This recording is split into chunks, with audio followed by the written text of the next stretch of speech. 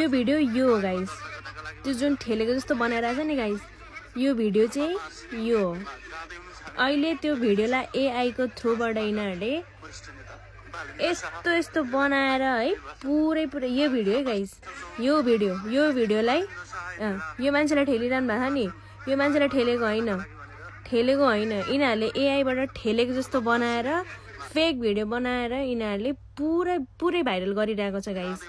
Be aware है guys, be aware. म अहिलेसम्म सुते छैन कि, अब हेर्नु न, यो भिडियोलाई चाहिँ होइन यिनीहरूले एआई बनाएर पुरा भाइरल गरेको छ गाइस, पुरा यो भिडियो, यो ओरिजिनल भिडियो है, यो ओरिजिनल भिडियो मैले अघि हालेको चाहिँ यो पछाडि फर्केको होइन, यो देखाइरहेछ यिनीहरूले होइन।